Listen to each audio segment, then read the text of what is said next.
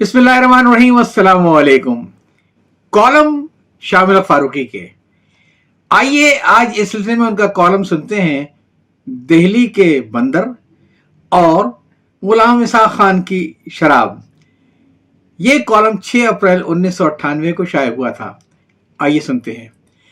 दिल्ली के रोजनामा हिंदुस्तान टाइम्स के हवाले से एएफपी ने खबर दी है कि 7 नशेबाज बंदरों ने दिल्ली की एक सरकारी लेबॉर्ट्री में हंगामा मचाए रखा है। ये लेबॉर्ट्री ऐन कल्ब शहर में वाक़ है और इसके करीब मुतअद्दिद अखबारात के दफातर भी कायम हैं। ये लेबॉर्ट्री शराब का तजिया करने के लिए बनाई गई है, जहां शराब कशीद करने वालों के अलावा पुलिस वाले भी शराब के नमूने जांच पड़ताल के लिए भेजते रहते हैं। ये 7 बंदर इस इमारत में यहाँ एक तवील अरसे से मुकीम हैं और मौका तलाश करके शराब पीते रहते हैं। हमें यकीन है कि इस इमारत में हिंदुओं के क़याम बतौर किराएदार नहीं होगा, बल्कि ये एक गासिबाना मामला है। लेकिन 12 साल से ज्यादा वहां क़याम करने की वजह से अब उन्हें मुस्तकिल हक़ रिहाइश हासिल हो चुका है। अब उन्हें अदालत के जरिए भी नहीं निकलवाया जा सकता। बहरहाल खबर यह है कि वहां रहकर मुफ्त की शराब के वो बंदर इतने आदी हो चुके हैं कि अब वो किसी कीमत पर इस इमारत को खाली करने के लिए तैयार नहीं है। जाहिर है मुफ्त की शराब तो काजी को भी हलाल है, तो ये हिंदुओं के बंदर देवता हनुमान जी का मामला है, उन्हें तो हलाल होती ही है। जहां तक आदी होने का ताल्लुक है तो जाहिर है छुटती नहीं है ये मुंह से काफिर लगी हुई। बहरहाल यूं तो सैकड़ों बंदर, बल्कि बंदर नुमा इंसान या इंसान नुमा बंदर भी भारत के सदारती महल और मरकजी सेक्रेटेरिएट समेत मुतअद्दिद सरकारी दफातर में उछलते कूदते रहते हैं।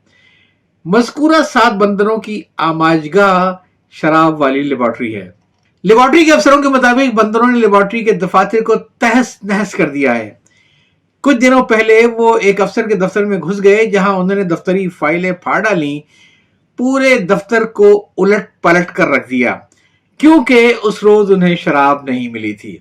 एहलकारों का कहना है कि अगर इन बंदरों को शराब न मिले तो पागल हो जाते हैं और तशद्दुद पर उतर आते हैं, हत्ता कि टेलीफोन के तार तक काट देते हैं। उन्हें तमाम खिड़कियों के शीशे तोड़ दिए हैं और रात को इन्हीं खिड़कियों से लैब में दाखिल होकर सारी शराब पी जाते हैं। जिस रफ्तार से ये बंदर शराब पीते हैं उससे अंदाजा ये होता है कि अब तक वो सैकड़ों बोतल पी चुके हैं।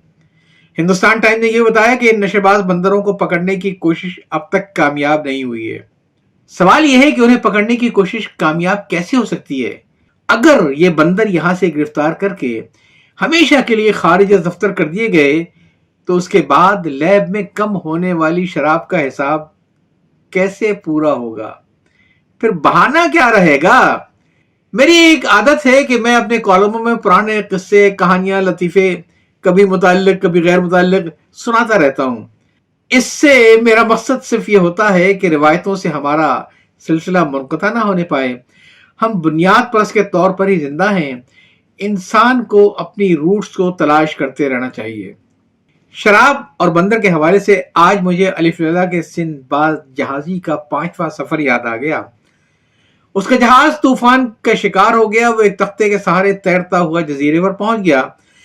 वो जजीरे में इधर उधर टहलता रहा। उसे एक जगह बेलों में लगे हुए कसरत से अंगूर नजर आए। सिंदबाद ने अंगूर खाने के अलावा बहुत सारे गले सड़े अंगूरों को एक गड्ढे में डाल दिया। कई दिन के बाद एक रोज उसे एक नाले के किनारे एक बहुत ज़ईफ इंसान लेटा हुआ नजर आया। बूढ़े ने सिंदबाद को बुलाकर इशारे से कहा कि मुझे नाले के पार पहुंचा दो। सिंदबाद ने तरस खाकर बूढ़े को बैठा दिया। बूढ़े ने अपने दोनों पांव सिंदबाद की गर्दन में इस तरह फंसा दिए कि उससे छुटकारा हासिल करना नामुमकिन हो गया। वो सांस लेने के लिए भी रुकता तो बूढ़ा अपने दोनों पैरों से उसकी गर्दन को इस तरीके से दबाता कि उसके लिए सांस लेना भी मुश्किल हो जाता और फिर वो चल पड़ता। नकाहत की वजह से सिंदबाद का हाल बुरा हो गया था। इत्तेफाकन वो उसी गड्ढे के पास पहुंच गया जहां उसने अंगूर डाल रखे थे। वहां बहुत तेज शराब बनकर तैयार था। उसने किसी पीने को प्याला बनाकर घड़े में झुककर शराब निकाली और पी गया। शराब पीते ही उसके जिस्म में वो तवानाई आ गई। वो तरोताजा होकर दोबारा तेज चलने लगा। बूढ़े को जब ये फर्क महसूस हुआ तो उसने भी इशारे से शराब मांगी। सिंदबाद के पास क्या कमी थी, जो शराब बन चुकी थी वही काफी थी, और अगर कम पड़ भी आती तो साबिक सदर पाकिस्तान जनाब गुलाम इसा खान की तरह उसे भी यकीन था कि सुप्रीम कोर्ट के मुखालफाना फैसले के बावजूद गुमा मुबर की बपाया रसीद कारे मुगा हजार बादा न खुर्दो वरगे ताकस्त। ये न समझो कि शराब कशीद करने के लिए साकी के पास कुछ बचा ही नहीं, अभी तो अंगूर की बहुत सी बेलों में शराब कशीद नहीं की गई है। यानी अभी नवाज शरीफ को शिकस्त देने के लिए गुलाम इसा खान के पास बहुत से दाव मौजूद हैं।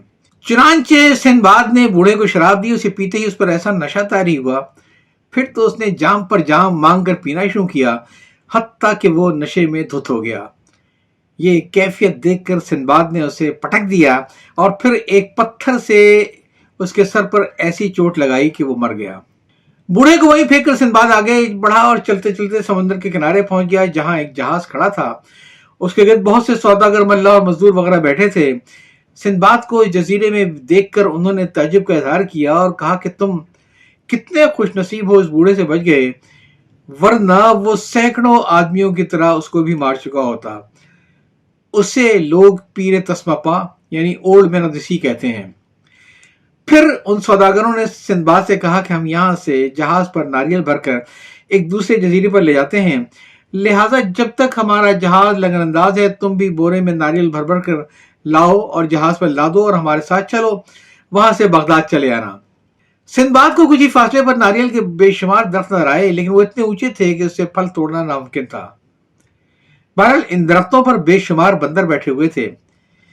सौदागरों ने पत्थर उठा उठाकर बंदरों को ऊपर फेंकना शुरू किया और जवाब में बंदरों ने दरख्त से नारियल तोड़ तोड़ कर सौदागरों को मारने के लिए उनकी तरफ फेंके। सौदागरों और उनके मजदूरों ने वो नारियल उठा लिए। सिंदबाद ने भी यही किया। जब जहाज पूरा भर गया तो वो चल पड़ा और किसी और आबाद जजीरे पर वो पहुंचे। वहां उन्होंने नारियल को गर्म मसाले से तब्दील किया। एक और जजीरे पर उन्होंने गर्म मसाले की जगह मोती और मूंगे हासिल किए। आखिर में अपने हिस्से के मोती और मूंगे लेकर सिंदबाद अपने वतन को वापस पहुंचा। फिर सफर के बाद सफर, यानी छठा सफर और फिर सातवां सफर। बहरहाल सिंदबाद ने तो खैर अपने सातवें सफर की अजीतें झील ली, बल्कि खूब नफा भी कमाया। लेकिन अब हिंदुस्तान की हुकूमत अपने साथ बंदरों के हाथों आजिज है। हमारे ख्याल में बेहतर ये होगा कि दिल्ली से इन 7 बंदरों से छुटकारा हासिल करने के बजाय हुकूमत उन्हें उसी लेबॉर्ट्री में मुलाजिम रख ले। अगर अफयून और हीरोइन की तलाश वगैरह के लिए कुत्तों को तरबियत जा सकती है, तो शराब की दर्जाबंदी करने के लिए बंदरों को तरबियत क्यों नहीं दी जा सकती? इस तरह तकरीबन मुफ्त के मुलाजिम मिल जाने से वो लेबॉर्ट्री भी मुनाफा बख्श हो जाएगी। और हाँ, एक बात और, बाद लोगों का ख्याल ये है कि चंद मुल्कों में अब भी बहुत से पीर तस्मापा मुआशरे के मुख्तलिफ तबकों में मौजूद हैं, हत्ता के आला से आला ऐवानों में भी मुतमक्किन हैं, जो अफराद के अलावा अपनी कौमों और मुल्कों की गर्दनों में भी हर वक्त टांगे फंसाए रखते हैं। बाज लोग ये कहते हैं कि हमारे मुल्क में भी ऐसे बहुत से पीर तस्मापा गुजर चुके हैं और बहुत से पीर तस्मा अभी मौजूद हैं। बाज पेशगोइयां करते रहते हैं, बाज हुक्का पीते हुए पानी में आग लगाते रहते हैं, बाज पारस पत्थर लिए अपने गिर्द मजमा लगाए बैठे रहते हैं कि अगर उससे लोहा छू जाए तो वो भी सोना बन जाएगा। बाज कशीदन शराब के सिलसिले में अल्लामा इकबाल के अशार पढ़ते रहते हैं, बाज मेहदी और मसीह मऊद होने का दावा करते रहते हैं, बाज एनजीओ की नौकरी करते हैं और शायर इस्लाम का मजाक उड़ाते रहते हैं। गर्ज मशरिक में भी पीर तस्मापा और मगरिब में भी पीर तस्मापा और बाज मुझ जैसे अस्कार रफ्ता लोग बेकार मवाश के असूल पर अखबारों में कॉलम निगारी करने लगे हैं। यानी हमारी इन पीरान तस्मापा की चाकरी में कट जाएगी, खुदा जाने क्या कट जाएगी, जिंदगी या नाक। कॉलम आप सुन रहे थे दिल्ली के बंदर और गुलाम इसा खान की शराब। ये कॉलम 6 अप्रैल 1998 को शाये हुआ था। इसे तहरीर किया था शाह मोहल्लद फारूकी साहब ने। याद चाहता हूँ। अल्लाह हाफिज।